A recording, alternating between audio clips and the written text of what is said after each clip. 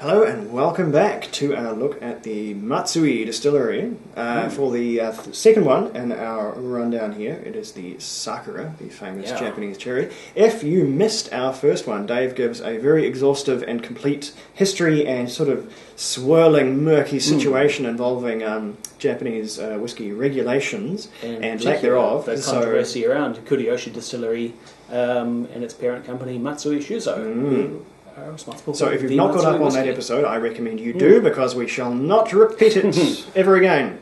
Long story short, there is some debate. Is it all Japanese single malt? We don't know. We aren't sure.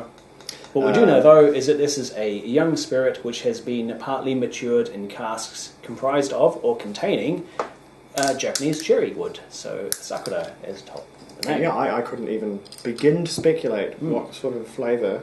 I can't get over these lids. These are the tackiest lids I think ever graced a bottle of spirits. So we have a no-age statement, possibly as young as 18 months whiskey, I think. 48% ABV, mostly ex-bourbon, some of which may have been either partly or wholly reconditioned with bits of cask made of, as I say, that cherry wood. Yeah, and sort of the main takeaway from the last one was that it was radically young. And I think we're going to see a trend here, because I smell new make whiskey, just like I did the last one. The last one had a real lemony thing. This one is a bit more... This one is a little bit more what I'd expect from new make. That's got a real toffee aroma to it. Yeah. You get a lot of caramel. That's a surprise. It's sort of a Macintosh's a lighter style of toffee. It's not super duper duper sweet, but it does have that sort of chewy quality. Yeah. And there's a bit of... I'm just trying to imagine how the wood would come through. There's a little bit of... Like, there's a potpourri kind of an element, almost a sort of a rosewater, Turkish delight thing going on. I found one American review which imparted that this was matured first in bourbon casks and then in bourbon casks with caps made, the barrel ends Fresh made from ends. Sakura wood. Okay. Yeah, means there's a fairly minimal component of that cherry wood, but enough to make a difference. Yeah, well, if the ends were fresh, then it's not... I mean, when you visualise it, in the hogshead model, it seems minimal, but if that wood is unused versus old bourbon, it actually has quite a big effect. It's sort of... We haven't really talked about it, but it's one of the reasons why hogsheads are sort of considered quite a special barrel, because when they're remade, the first time they're remade, not the second and third and how many times you reuse them, but when you get your butt and smash it up and make 2 hogsheads out of it, or how many they get, I think it's 2, maybe 3? I don't know, don't quote me. But you don't have any component of that barrel that can be refashioned to form the ends, because the staves are too thick. You need thin, planky, weatherboardy looking ones for the barrel ends. So those I have to be made new and put on. So whenever a hogshead gets created, there's actually some virgin wood goes into the cask. So that's why they're a bit more active than they might seem to be for something that's otherwise ostensibly just made from broken down other barrels, usually butts.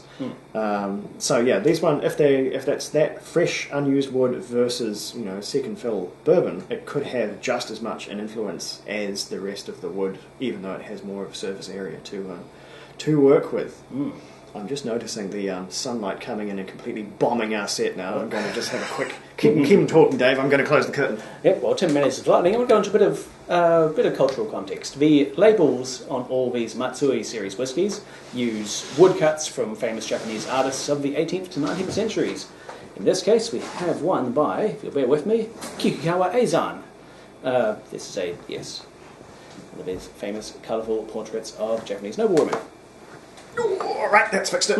That has fixed it. Yes. Okay, apologies for that one, if those last sort of 3 minutes of footage were a bit blasted by the light. But anyway, back to the whiskey. Yeah. We have got a rosewater. We have got a bit of an almond essence, but it's pretty slight. We've had it a lot stronger than this. And we've got way less of the citrus than we did last time, which is interesting. I thought the citrus would have come through in terms of I thought that would come through with the spirit, as it often does. But maybe the wood gives a bit of the wood has imparted enough character to citrusy quality. Yeah. So, anybody's guess what the palate's going to taste like? The last one was pretty jolly strong, but we'll see how we go.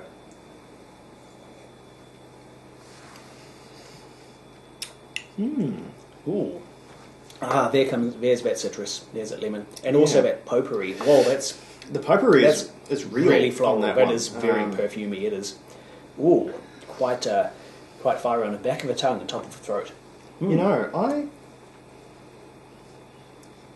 that's really weird. The new make is stronger on the nose, but it's less intense on the palate. Has a lot in common with the Misanada cask. There's a lot of the same flavours there, because I suppose underneath it is, for a large part, basically the same whiskey, except for that little bit of extra finishing in those cherry wood casks. Just as much of a good froth on it, so similarly unchill filtered. I'll give it a bit of water, see what happens. Yeah, I'm going to water this slightly too. It needs a bit of courage. Zhuzh it a wee bit there. And... I don't know if that did the nose any favours. That's made the new make a little bit newer, I think. Yeah, it's which is always a danger. Harshened it a little.